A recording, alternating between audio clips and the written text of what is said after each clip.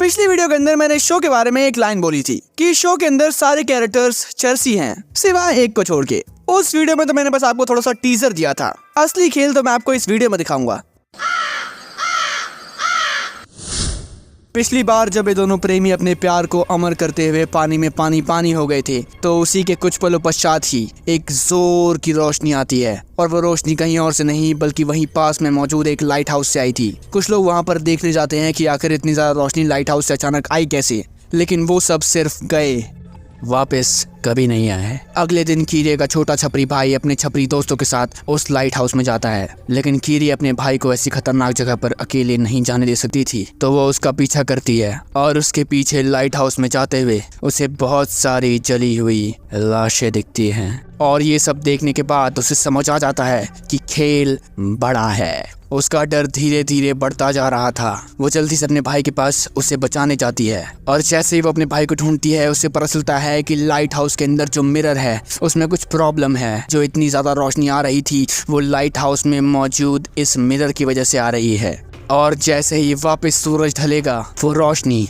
और वो दर्दनाक हीट वेव्स वापस आएंगी। कीरी जल्दी से अपने भाई को और उसके छपरी दोस्तों को लेकर नीचे भागती है। सूरज ढल रहा था, कीरी भाग रही थी, सूरज ढल रहा था, कीरी भाग रही थी, सूरज ढल रहा था, कीरी भाग रही थी, और सूरज ढल गया और कीरी के ऊपर बहुत सारी आगों की लपटें आई, और वो खतरनाक आग की लपटें कीरिए को जलाकर भस्म कर देती हैं। काश मैं ऐसा बोल पाता। जिस हीट वेव में आने के बाद लोगों का not so crunchy finger chips बन गया, उसमें दीदी को बस इतनी चोट आई। चलो इसको तो चोट दिखा भी दी इन लोगों ने। अबे इसके छोटे छपरी भाई का तो बाल भी बागा नहीं हुआ, अबे एक हाथ में बैंडेज ही दिखा देते।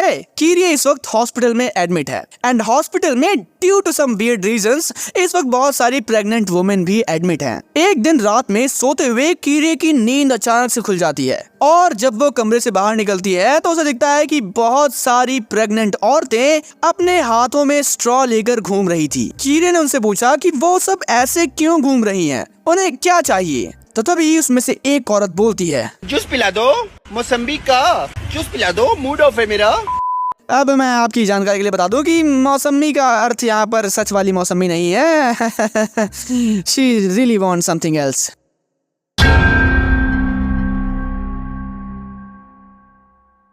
अब इतना डरावना मंजर देखने के बाद अगली सुबह कीरिए शूइची को सब कुछ बता देती है कि उसके साथ क्या हुआ है, और वो इस हॉस्पिटल को ही नहीं पूरे शहर को छोड़कर शूइची के साथ एक दूसरे शहर में चली जाती है। काश भाई मैं ऐसा बोल पाता, काश। क्योंकि जैसा कि मैंने आपको बताया, इस कहानी के अंदर शूइची को छोड़ के बाकी सारे किरदार एक नंबर के नशेड़ हैं। ये सारे के सारे सुबह सुबह गुनगुने गर्म पानी के अंदर भोला मुनक्का मिला के पीते हैं ताकि पूरे दिन का मूड सेट हो जाए इनका। शूइची के ठरकी पिताजी जब आटा गूंदने वाली मशीन के अंदर खुद गुन जाते हैं, तब उस ठरकी बुढ़ऊ का अंतिम संस्कार किया जाता है, और जब उसकी लाश जल रही होती है तो उसमें से धुआं निकलता है, और वो सारा का सारा धुआं एक झील के अंदर जाकर सेटल डाउन हो जाता है। अब भगवान न करे, लेकिन अगर आपको कभी किसी दिन गलती से ऐसा कोई मंजर देखने को मिल जाए तो आप ही मुझे बताइए कि क्या आप गलती से भी उस झील के आसपास भी जाना पसंद करेंगे।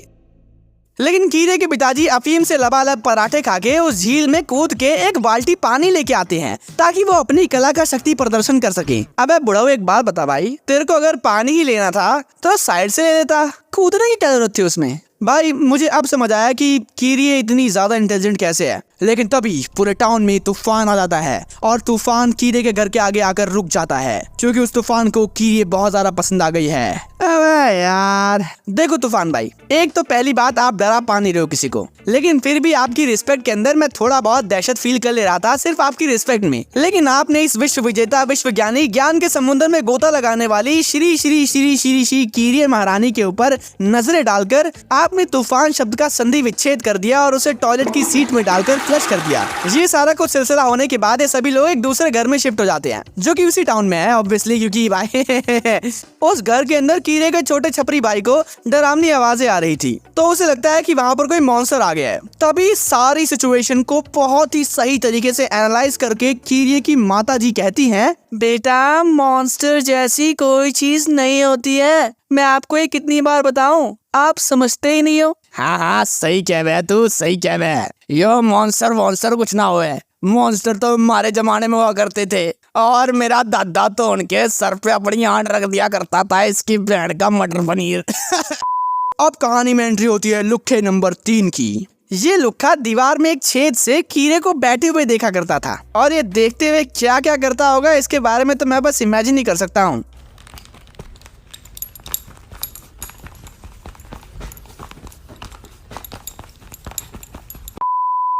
ऐसे ये बंदा एक दिन कीड़े को देख रहा था तो देखते देखते इसके पूरे शरीर के अंदर कांटे उग जाते हैं। नाउ आई वंडर कि अगर जो मैं सोच रहा हूँ ये वही काम कर रहा था कीड़े को देखते हुए और उसके पूरे शरीर के अंदर कांटे उग गए तो यार उन कांटों ने तो इसके छोटे साथी की छाती को छलनी छलनी कर दिया होगा। अरे यार मैं भी कैसी गंदी संदी चीजें सोचने लगता हूँ। खैर अब इस कहानी के अंदर जैसे बाकी लुक्खों को ट्रीट किया जाता है वैसे ही इस लुक्खे को भी पूरी इज्जत दी जाती है और भाई साहब पेले जाते हैं। अब अगर आपको ऐसे ही एक और इंटरेस्टिंग वीडियो देखनी है तो आपको स्क्रीन के ऊपर एक वीडियो दिख रही होगी, आप उसके ऊपर क्लिक करके देख सकते हैं। बाकी अगर आपको इस वीडियो का पार्ट 3 चाहिए तो कमेंट कर दो वी वांट पार्ट 3।